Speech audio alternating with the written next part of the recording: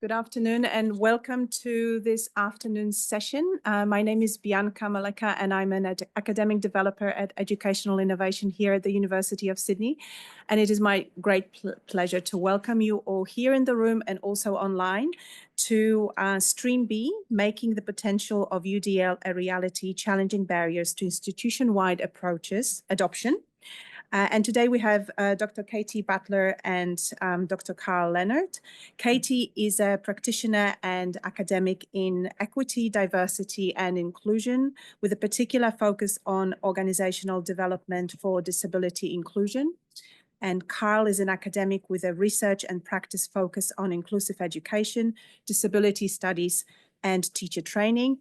They are representing the University of Newcastle and looking forward to hearing your talk today. Over to you. Thank you so much. Is this mic picking me up? Cool. Excellent. Welcome to our workshop, which is exploring what it takes to make the potential of UDL a reality. I would also like to acknowledge, oh, my dog's taking off already. She's sick of me already. I would also like to acknowledge that we are meeting on the lands of the Awabakal. Oh, we are not on the Awabakal lands today. We are on the lands of the Gadigal people. We are from Awabakal country. And I would like to extend my sincere respect to elders past and present. I am going to kick us off today. Let's see. So this workshop is based on the findings of a research study that was undertaken at a regional university. And we investigated what academics knew and what they implemented in regard to UDL. So what they knew about it and what they were doing to implement it. We are a team of researchers from equity, diversity and inclusion and education fields. And we found that knowledge around UDL and implementation of UDL was pretty low. And that there were a bunch of challenges in the way for academics, preventing them from being able to learn about UDL and do UDL well. And it's reasonable to assume that the barriers that we found out about that these academics experienced are challenges that probably occur across the board. So we thought that it would be a great idea to unpack those challenges and see what we can do collectively to work on addressing them. So we know that UDL could be potentially transformational in terms of opening up opportunities for inclusive education. But if we don't get past these challenges and these barriers, we're never going to realise that reality. So that is what we are here today for. We're going to compare ideas. We're going to have good discussions along the way about what we think could get past these barriers. And the idea is that you can take some of these ideas back to your own institutions. I'm sure that we will learn a lot as well. So hand over to you, Carl, for the next bit. I'll just try and make the slide move. The slide did move. My job's to try and stand still today, which I'm not very good at. So I'll apologise in advance for that. As Katie said, we really hope to provide you with an opportunity with such collective capacity in the room to develop some tangible resources that we can all take away and use back at our institutions or our workplaces to potentially drive some change or provide some ideas about how we might go about that change or a bit of leverage that you might need in your workplace for our collective capacity. That's what we're really interested in, is collective capacity around embracing UDL.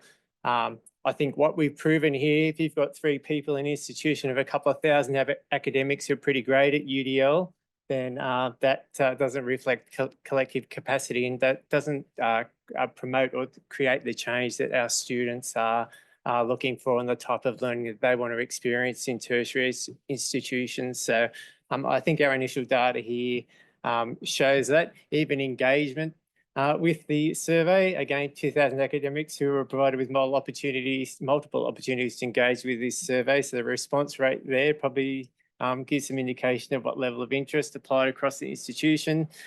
Interestingly, 32% were somewhat familiar with UDL, 1 in 10 academics who participated. Again, if we extrapolate that across the cohort, that's not very many academics, and about 1 in 10 implementing UDL in their delivery of their teaching and learning.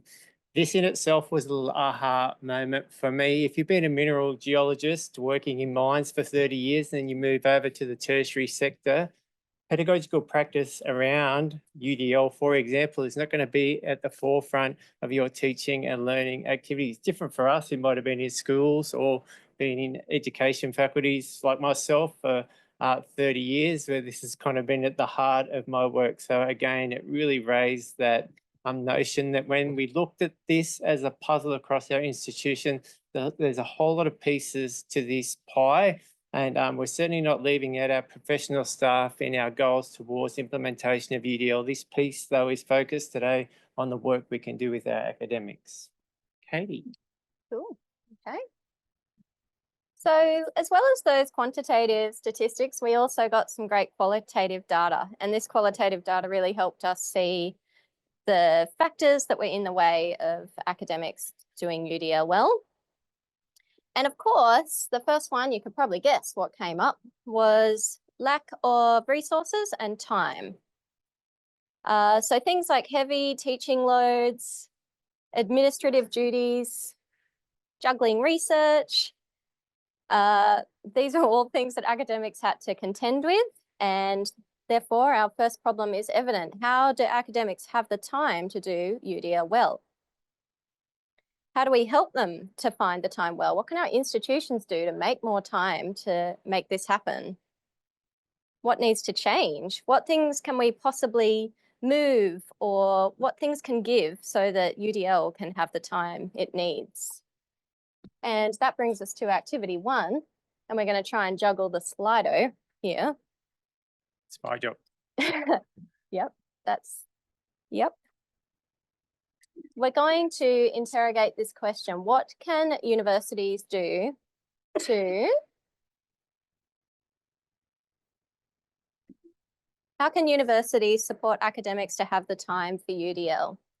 So we'd like you to discuss this in your table groups and then contribute to the Slido, either your table groups or your Zoom groups, that is, and then contribute to the Slido and give us your thoughts about what universities can do to support academics to find the time. 5 minutes? Yeah. Oh, sorry. 5 minutes if at your table. We'll start with 5 minutes. If you don't like your table, I can't help you, but please meet each other and work in a nice manner. No need to assign a group leader. Cool. Alrighty, thank you so much for just addressing our first activity. I'm just going to cover off on a few main sort of themes that we're seeing here coming up in the data. I think Carl's going to do the big reveal now. Is it up on the screen? Alrighty. So I'd like to kick us off. One of the responses that I think is my favorite. Somebody said, yep, UDL does take more time to do. However, extensive time is already put into putting out fires, which I love, because if we are responding to accessibility problems that arise throughout our teaching, you know, of course, those things take a lot of time to sort out. So if we're doing UDL and investing our time in that to start with, we might actually prevent ourselves from having to deal with those big issues that can come up when you're doing accessibility retrospectively or reactively. So I love that. There are a lot of different comments around having more administrative support, getting professional staff to help academics to assist with UDL.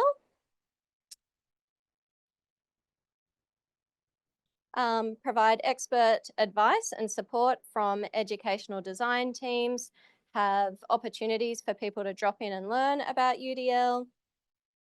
And of course, allow time in the workload model. That does sound good, doesn't it, Carl? Absolutely. Would you like to pull any out here? No, I think the domains of response there are really interesting. And I think, we see those kind of paradigms around what does assessment look like? What am I allowed to do? What have we always done? How can I be that change agent in my very traditional space? And the constraints of time and that seemingly, I don't know, downward hill rolling big rock that seems to be putting pressure on us in all directions, genders of compliance rather than in innovation at the moment. If your institution's anything like ours, it just doesn't energize one to engage in change activities or try and support our staff in those activities. So I think we're seeing that reflected there. Also some really innovative things going on. So thank you for sharing those. And I promise we will share those with you all so that you can connect post this session. Looks like some really great industry partnership work going on in some places, which is fantastic to see. Fantastic. Yep, definitely some good ideas there. All right.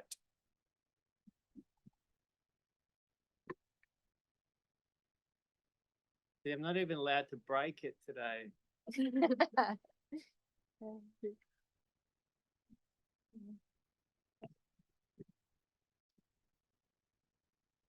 All right, got lots of things going on here. So implementation was kind of our next theme as part of the research that we did, and this implementation uncertainty was certainly certainly was something that was revealed in the data. So again, I was surprised, and it was great that staff were honest in this. So, but a whole stack of academics who were unsure about how to go about implementing UDL. Personally, again, surprised how many staff had not heard of UDL, and that was one of those aha moments for me. This training element's a really tricky one. If you're like us, the amount of compliance training you are currently engaged in and the format that is being delivered in, I'll give you one example. Our head of college has a vision impairment. To do the research, mandatory research training took him 23 hours. He's a very intelligent person who can speak 7 languages. That training was supposed to take an hour. So, we've kind of got this compliance delivery. How do we provide meaningful training to staff that the academics that they're going to want to engage in and they're going to be able to embrace and translate into their practice? So it's a real complexity around this. So, that's what we're engaged in phase 2 of this project, and interested in your feedback on this today as well. What we're really interested into is a sense of membership and community, and that's what the academics who participated in this piece of research wanted. Not so much to be doing this alone, not so much doing this because they have to, but understanding how it makes their practice better, how it makes their experience of courses for their students more rewarding, more satisfying. Because I think at this stage, it's not necessarily about student outcomes and assessing student outcomes that are being delivered by UDL. We haven't got half of these students through the gate, through the front door yet. It's about accessibility. It's about equity. So don't let people be saying to you, show me the data around UDL and how students perform. They're not even in the room at the moment. So that's kind of step 1 here. How do we get those students through the door, ensuring that they can learn? Once we have those practices in place, then I think we can be doing the next phase of the research, which is assessing how we've impacted on performance for our whole student cohorts. Alrighty, activity 2 is there for you. Actually, before we do that, we're going to discuss as a group, I think, as a large group. Where's our microphone person?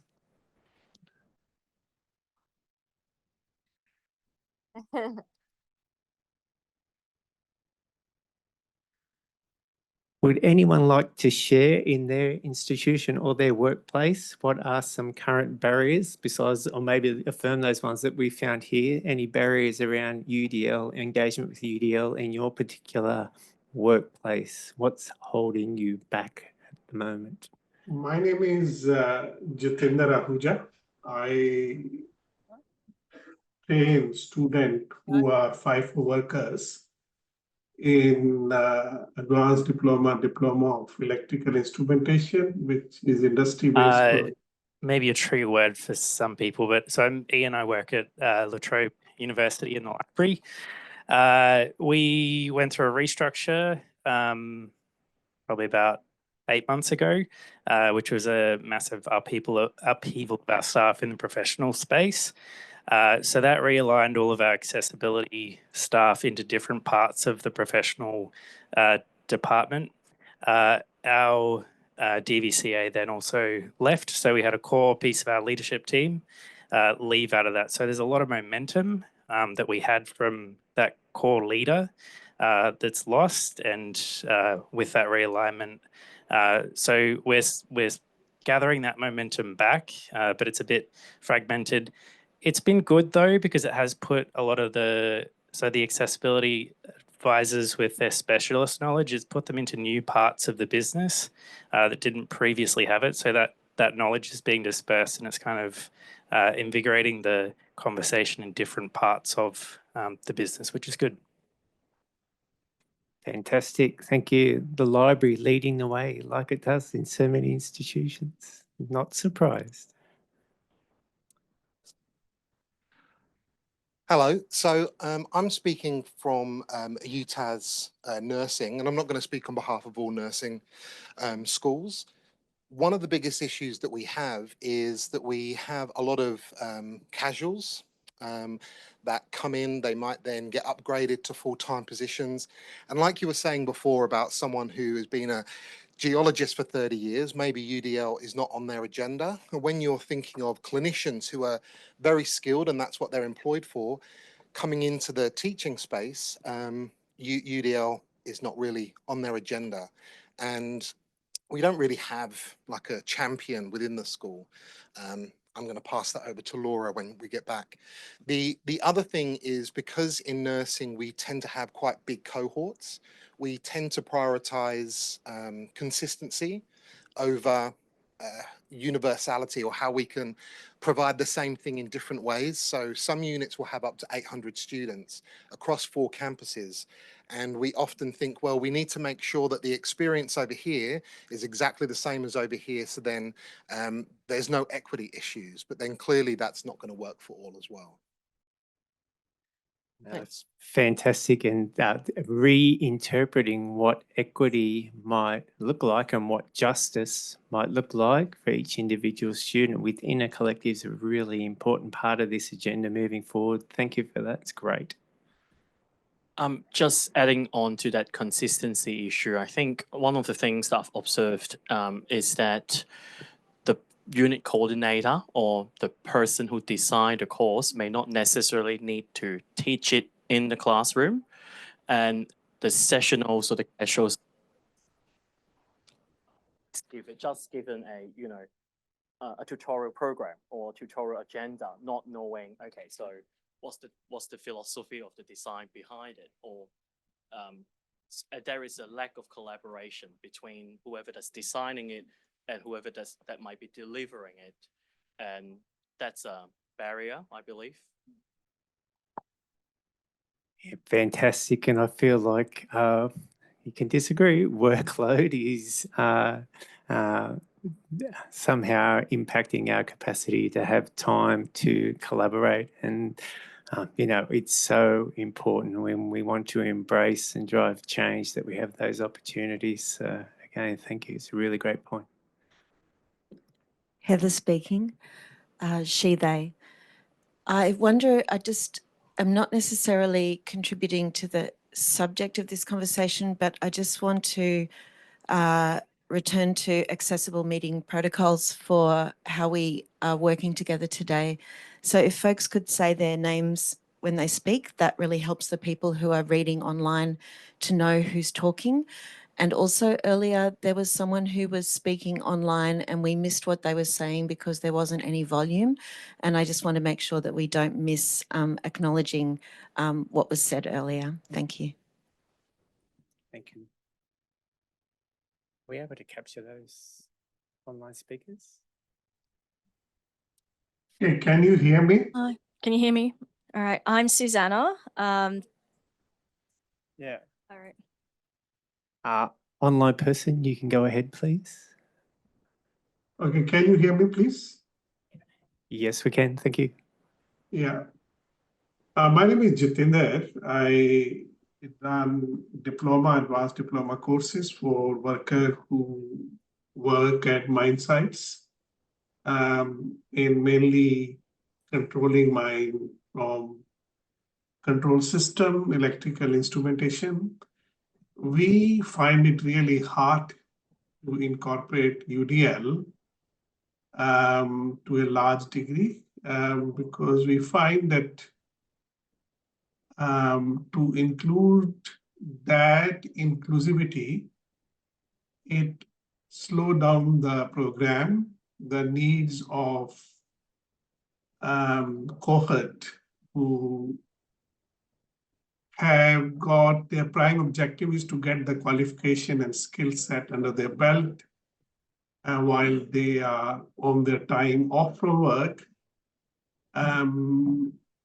They really are willing to work hard and work long hours to get it over. And the other hand, we understand cohort, if we mix with UDL student, it has been a mismatch. So we have decided to have a separate cohort.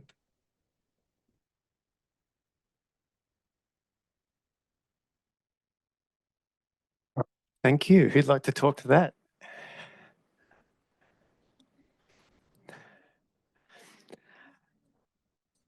Yeah, so it's really, okay. Oh, see, I told you I couldn't stand still, didn't I? I told you.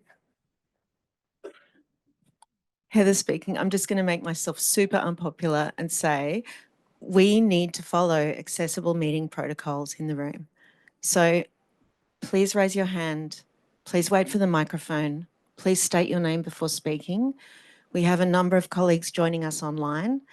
And I think, you know, it might feel uncomfortable, but we need to demonstrate best practice in a universal design right now with one another for the people who are online.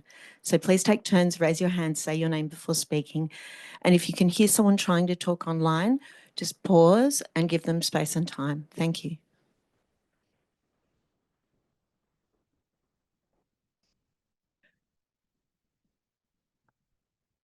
So apologies to our online group. I know the organising committee's had some issues with the technology today, so I'm glad that we're all actually in this space. So, but thank you too. Let's try and make sure we can, hear every voice. Did anyone want to talk to that previous point?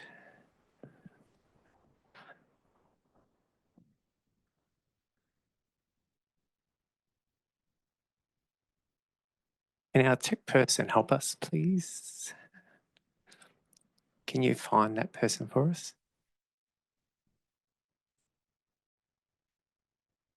Yeah, that's myself. My name is Jitinder Ahuja.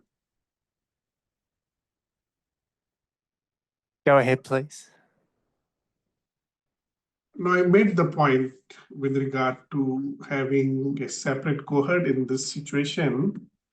Inclusivity is necessary, but if it, in our experience, impact on the majority cohort, then we need to take care of the needs of people with disabilities separately. Thank you. Appreciate that point. Caitlin, go ahead. Hi, I'm Caitlin. I'm coming to you from Melbourne, just people who can't see me, or hopefully you can't see my giant face on a screen in there. Jatinder, you raise a really interesting point, because I think there are definitely learners who just want to get the learning done and get the job afterwards. But I think we also need to consider, like, UDL is about, it's universal design for everyone. So we don't actually know what all students could get out of the way that we design. We can often, as learners, we can be surprised by different perspectives or different strategies that are used with learning. So well, I totally understand where you're coming from. I think we've got to maybe push our learners a little bit to try some different things, and it's the same with our trainers and our teachers. There's been a way of educating people for a very long time. We sit in a classroom and we listen to a teacher talk, and that doesn't work for everyone. And we're only just now having the conversations where people are feeling comfortable enough to say, hey, that doesn't work for me. Can we try something different? And I really would love if there was more way of showing our academics, our trainers, our teachers that this is what it means for students if you use UDL. Like, this is how it can impact them. Because when you do see that and when you feel it as an educator, it's amazing. Fantastic, Caitlin. Thank you for sharing. And you might have seen or heard of this analogy before, but at the moment, if you think of learning as a funnel, then at the moment we've got this big wide entry point, and down the bottom we've got this really small funnel in terms of assessment. Isn't UDL about flipping that funnel up the other way? So instead of pushing everyone through that small channel, like I said with the example of a head of our college who took 24 hours to complete the same, let's call it an assessment, that a whole lot of other students, academics, could do in an hour, we're flipping that funnel so we can all exit at our speed, at our pace, having utilised learning materials that are the most expedient and most effective for us. Interesting what's happened there in terms of how we can support academics. So the volume down a little bit? Sure. Can I just make a point with regard to, this is Jatinder Lahuja again from PMV training regarding UDL. If we take care at the design stage that there are variety of resources available for different cohort needs, and they are made available to the whole cohort at the onset of the training, then it will definitely help those students who have got different learning styles and their needs are can be catered, but it will obviously require the course in the class, some pre-work done by the student with needs so that they can come prepared to keep up the pace. And the variety, I believe, will definitely offer them a far more greater learning environment if the care is taken at the design stage itself. Thank you. And those who attended the Genio session might have seen some learning tools that are being evolved by different providers in that regard. So certainly some space there for us to think about. Katie. Cool. Okay, thank you so much for that discussion around time and learning. We're now going to shift into institutional barriers, my favorite. We heard from academics that there were still a lot of institutional barriers in the way that were stopping them from being able to implement universal design for learning. Things like having the technology to do UDL well. And this conference is a good example of that, in that we have absolutely everything we need here, and yet we're still having some challenges. And academics are often dealing with equipment that is not this good and still trying to make it work. Tool adequacy. So not having the correct resources to be doing UDL properly. Maybe the systems aren't appropriate to be able to do certain types of group work or collaborative work, for example. Large class sizes, making it hard to do smaller group-based activities or to hear from all different students to run activities in certain ways.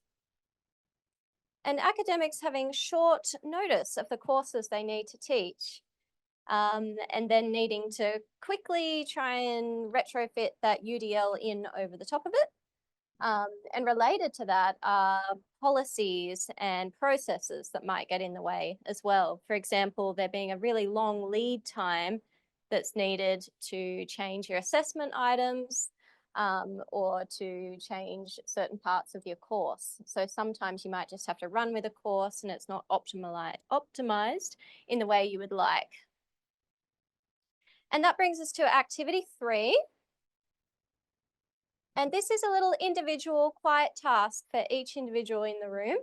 I want you to think about, if you had a magic wand, what would you do to address an institutional barrier at your university so that UDL could happen? Quinn. Quinny, our third presenter, looks very excited by this activity. So.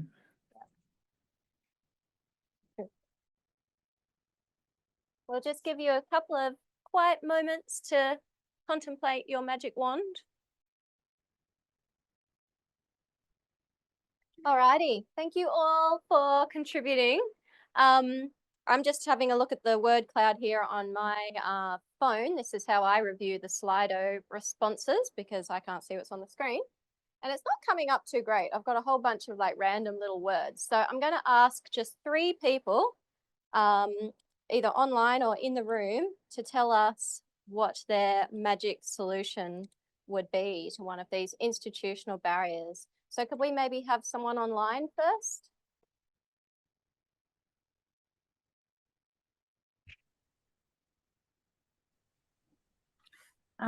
Sure. Hi, this is Lauren. I'm from ACP training. I'm in Adelaide. Wonderful. Go ahead, Lauren.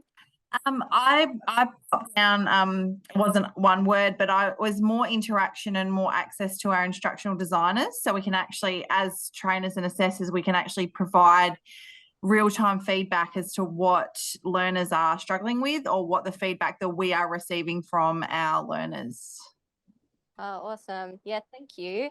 And that was a theme that came up earlier as well. And maybe some of the solutions we're seeing are actually going to address multiple things at once. You know, also addressing learning, also addressing time and addressing that institutional barrier. Could we have someone from the room now contribute their magic solution? You had your hand up for a while. Hello. Oh, I'm also Lauren. I'm from the University of Sydney. For me, my magic recipe would be reducing the time between writing assessments and delivering them. Ideally, I wish that I could adjust the assessments during the semester once I've got to know the cohort, because sometimes the assessment worked well for last semester's group. Sorry, the microphone keeps cutting out. But this semester, it no longer works. So I wish we could adjust things based on the group that we're teaching at the time. But just a quick side note, I'm very blessed with a small cohort. So I feel really lucky that I've got a bit of flexibility to do things based on how many students I have. So that works well for me. Yeah. Thank you so much, Lauren.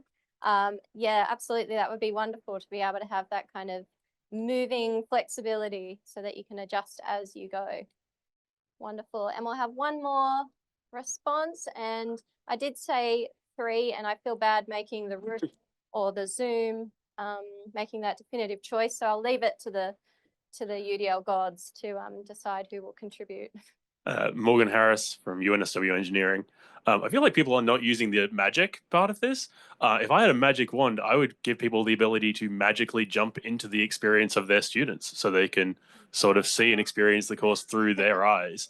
That's part of one of the biggest problems. I mean, one of the I'm terrible at using voiceover. I'm terrible at using a screen reader because I'm not visually impaired. So I'm never sure if is the problem that this thing is not well designed for a screen reader, or is the problem that I'm bad at using a screen reader? And that's kind of extends to all sorts of experiences that people have that I don't share. Awesome. Thank you. Speaking of screen reader, I can hear someone's jaws right now. So yeah, that's me. Sorry, Katie. oh, hi, Stephen. Hello. I did have my hands up, but I think it fell off. Something happened. So Which can I make one? a comment, Yeah. if you don't mind? Thank you. Go Yeah, ahead. look, well, hi everyone. My name's Stephen Belbin. I'm from TAFE, New South Wales. I'm blind, so obviously I use screen readers. And one of the things in the section I work in, the Universal Design Team section, we're fortunate we already have the ears of a lot of our designers, and and are able to help. Pardon me, at the sometimes at the grassroots level to get the universal design front of mind. What I'd like to see happen though is we have opportunities at the start of each year. We have different activities that are mandatory, and I'd like to see it for all staff mandatory that there's a basic few basic procedures that they have to complete, and I'm talking about probably directors and so forth at the very top, whilst they follow our want and try to understand the need for it. I don't think sometimes that they really have a handle on how important it is. So wave the wand, have everyone that everyone's got to tick the boxes and get those little badges and do the right thing. But thanks, Katie. It'll happen one day. Thank you. Yeah, thank you so much, Steve. Yeah, absolutely. Yeah, and sometimes, I mean, this relates to a lot of things in the disability field generally. I feel like I wish I could wave a magic wand to help people understand the true importance of things like UDL. Absolutely. We're going to shift to our next topic. Back to you, Carl. Or maybe not. So maybe not. I saw the notion of UDL champions fairly writ large there. We're about to engage in a project. We've had staff across the university identify as having a willingness to take on the role of UDL champions. They're going to be like a support group, going to work together for a year to innovate their programs and their courses, and then hopefully share that with their colleagues in a champions model. Is anyone already doing that in the room or online who'd like to share their experience? I can see a hand down the front here. Could you just share a little bit, hopefully for everyone and for my personal interest, so I know what to do as well? Thank you. Hi everyone, I'm Mags from Maynooth University in Ireland, and we have just finished a 2-year cross-faculty UDL fellow programme. So you had to apply for it, you didn't have to have any understanding of UDL, but you had to commit firstly to 1 year and then it was extended for 2 years. And the first 6 months was around building capacity within the fellows before we went out and we shared the word with the rest of the university. The second half of the first year was about building resources. So we have put a web page up within our website with all of our UDL resources. We made sure that they were contextual to our university. So when we described what UDL is, we talked about it in the context of Maynooth University, our strategy, our values, our beliefs, our students. We've about 12 examples of +1s up there, very simple cheat sheets for our colleagues to use. And then we ran 2 UDL awareness campaigns. In year 1, it was via email, just would you like to know more? Send us a question. And year 2 was 6 30-minute lunchtime chats where we went through the new UDL 3.0. And we ended with inviting colleagues to share their understanding and their practice of UDL based on what they'd learned with us over the time. And are you presenting at this conference? I'm presenting on that tomorrow. Hi. This was not planned. Just quickly, thank you, amazing. What's been in it for the students? What's the kind of tangibles for you students, you think? So you come tomorrow, you'll actually hear one of my students actually speak about what was in it for her personally, both as a learner, but also as a student teacher. Fantastic. Can't sell the session more than that. Didn't know about the session. Guess where I'll be tomorrow. Because realistically, I think when it's all done and said, yes, we're about practice change for our academics and like our institutions, but it's about the cohort that we serve, and that's our participants, our students. So, enhancing student experience, I think, sits at the core of this work, and for them to be able to maximise their potential, whatever that may look like, I think that sits at the core of this work. All right, lucky last activity. So hopefully after we've kind of worked out as a team of academics what UDL might look like and how we might navigate that framework, then we've come to some clear consensus about what effective implementation might look like and quality assurance as part of that. And, it's been interesting today. A lot of the discourse has been around that. How do we assure quality, particularly when it comes to assessment? And you may have found the ceiling that we may or may not have found, where this is promoted and supported and called brilliant till it gets to the point of assessment, and then people in very senior chairs start to get very, very uncomfortable about what assessment might look like. So driving that quality assurance agenda really has to be part of your strategy, I think, around your driving change around UDL in your institution or your workplace. And then, as we just talked about in tomorrow's session, around student engagement and inclusivity, which sits at the heart of this work, obviously. And we're all well aware, and the previous session highlighted that we've got a whole cohort out there who still can't access our tertiary institutions at all, or in ways that are most meaningful for them. I'm sure you're sitting in this room because you feel like we do, that UDL provides that opportunity for change and true engagement with our entire student cohort, and allows us then as academics to serve that cohort well. Alrighty, lucky last activity for you here, and maybe you're already on it. So if you just want to rank these items, and they'll give us a clear sense of where we sit as a cohort.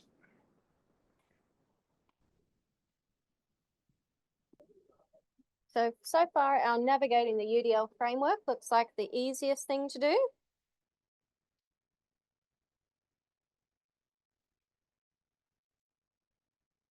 Almost the tie for effectiveness assurance and student engagement. Yep.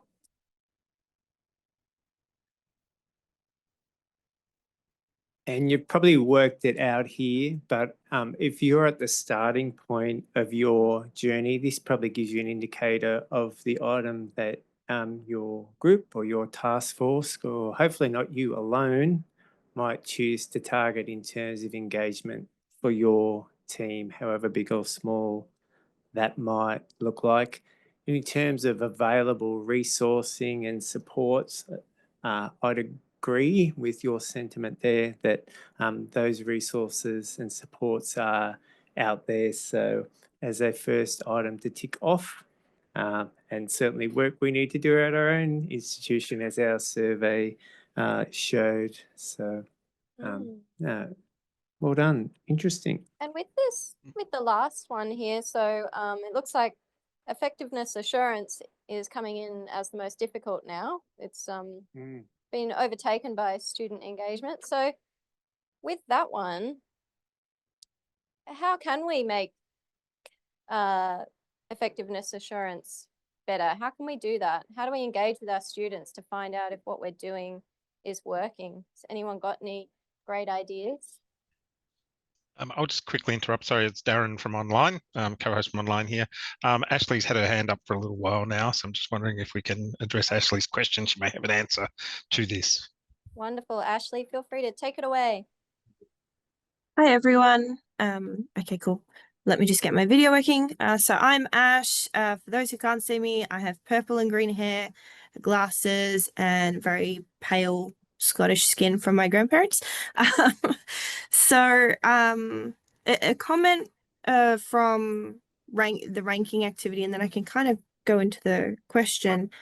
But I am kind of, you made a comment, I hope no one's doing it on their own. I kind of am doing it on my own, and I'm coming at it from more of a workplace perspective. But I think that effectiveness assurance, it really jumps back to that change resistance. And like I've been doing my best to break into sort of that corporate learning and development world, and the struggle we're finding, whether it's from inclusion, just learning new things, there's a new technology, you know, trying to hire people with disabilities, it's that change resistance that, oh, but it's not broken, but oh, but we've got these special channels that'll cover everything, but oh, it's worked just fine, and but it's like, well, it's not been working just fine, but it's just been working fine for you. And if we have to run exemptions for everything, and every time there's an issue, we have to go, hold on, we need to find an individual problem, like then the system itself is broken. But I find it that with engagement, people that really need that, the universal design, the accessibility, accommodation, you know, however it is, the people that need it more will start, and then other people go, actually that would be really helpful for me as well, even though I don't necessarily need it as a necessity. It would still benefit me, like flexible working, for example. Some people need it for a disability like myself, but some people also find it super helpful because they're a parent and it lets them be more present. And so that engagement piece, I think, follows that that awareness and education piece. But then it's that, like you said, that the people, how many tiers up in the businesses and in the academia that don't sort of see it day to day, and they go, well, it's fine because if something comes up, we just fix it as it comes up. But UDL is like, well, if we have universal design, the problems shouldn't come up because it's working for what's best for everyone, and meaning everyone's sort of coming at it on equal ground, and you don't have half the people 100 meters in front of the starting line and some of them 100 meters behind the starting line and a big cluster of them in the middle. But I think, yeah, that engagement piece comes up because you got the people that really have to push, and then the people who go, okay, this is actually really helpful for everyone, come on. And that starts at that bottom, like, user level. Yeah. Hope that makes sense. Thank you so much, Ash, for interrogating those questions and problems so thoughtfully. What really stuck with me was what you said early on around the change management piece. Should we be thinking about change management and UDL? There's some food for thought. Yeah, nice. And kind of give a quick example there, actually, what you're talking about. The notion that a student who needs adjustments to materials needs to go via accessibility to get those adjustments made is not UDL. It's the opposite of that. UDL is the materials that are in existence prior to that student accessing that course somehow, that equates as fair, or that we have a system in place to accommodate students with additional needs. It's the nonsense that we're trying to break down within our institutions. So we want to, again, as I said, widen that funnel at the top so that all students can transition effectively through their learning. Thank you. We've got one final slide now. We might have a minute or so for some questions, but we've also got a QR code up on the screen, which if you want to fill out this quick little form, you'll receive a link to our publication, which should be out any day now. I believe the final copy editing has been sent in. So this research will be published very soon and you'll be able to check out the full results. But I think, have we got any time for questions? Got 3 minutes. Well, can I just share this really prophetic experience we have today? I think this is entirely UDL. Katie and I hopped on the same train at the same station this morning. I hopped on the front, Katie hopped on the back.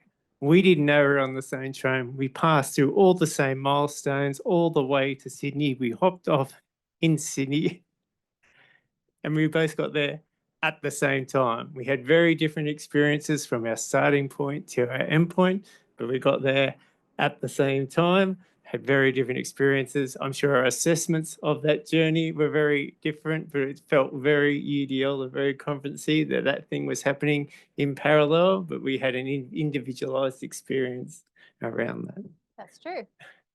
I just wanted to, so I'm Laura, I'm an education designer here at the University of Sydney, and I had a question for everyone in the room really and online regarding learning management system and accessibility, because I believe that is a massive barrier that is actually less so in the hands of academics, depending on their faculty or school or discipline, and perhaps fully in the hands of them if they have complete control over the design.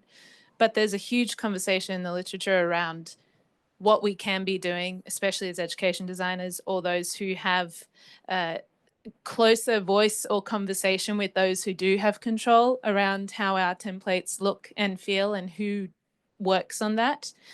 Here in this faculty, the Faculty of Medicine and Health, where the symposium is happening today on campus, they have been looking at that literature, and I was part of that project, where they're trying to put together a template that does some of the work for the academic, takes some of the load off them already and starts to give them an example of things. For example, with screen readers, not everyone has access to the same software, and some are using free software that are not reading emojis as emojis in terms of captions or descriptions, but is reading it as code. Or a horizontal line isn't being read as a horizontal line, or a break is being read as code.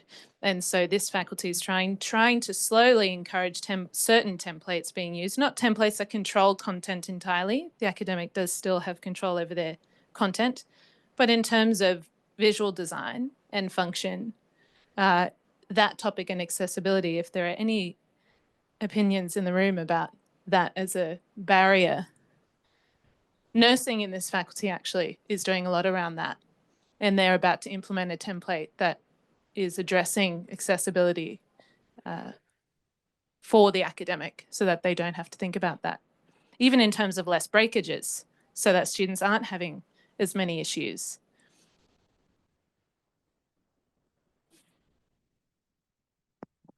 Heather speaking. I'll defer to anyone online if someone online raised their hand. Yes, thank you. James has got his hand up.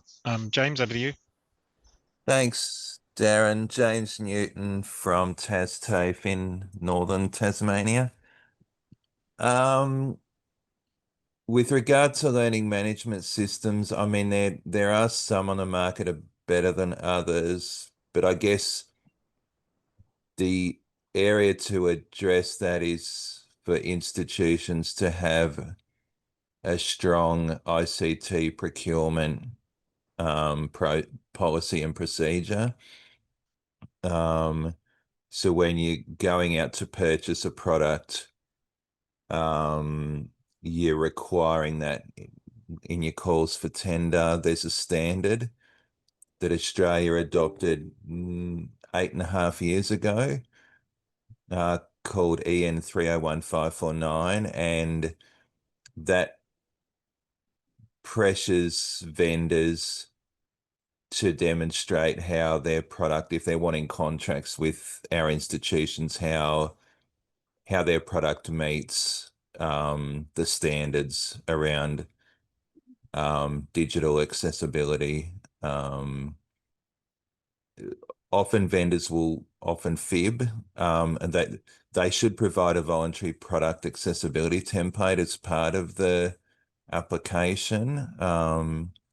That'll then be reviewed for shortlisting, but often they'll fib and claim that their products. So there's some other measures that institutions can include as part of their shortlisting and review process to cover that. ADCET did some work a few years ago with a working group around this and released a guide for institutions that I'm pretty sure, Darren, was it Cordit, that product went up on, like that guideline went up online for institutions to use? That's correct, James. I've put the link in there, the ICT, or accessible ICT procurement guidelines. Yeah. Thank Heather, you. oh, sorry, Heather speaking. Thank you, James. 100%. If you've got good procurement people who you've got relationships with, build relationships with procurement and get them to rigorously push vendors to demonstrate their accessibility measures, because they will as you say, James, fib or tick the box, and then you will end up with a horror show that you have to try and retrofit.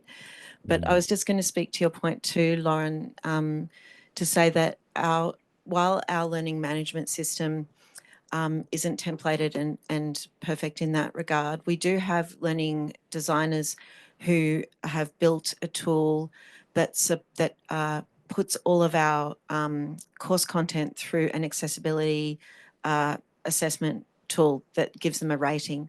And then we work with the bottom and the top. So we offer people course content designers at the bottom to say, hi, maybe you need some support, and we give them dedicated support. And then we use the top end as champions and say, please share what you're doing with others so that we can shift that movable middle. I know we're out of time, but I think we need to talk more as a collective about this point. The work that could be done in that space, just off these couple of conversations, I think could be incredibly powerful and save a whole lot of institutions a whole lot of time. So let's think about how we can continue those conversations and sharing. Thank you. Happy to contribute to that as well. Thank you very much, everyone. I would like to thank you, Katie and Carl, for this engaging presentation. And thank you, everyone, for participation here in the room and online.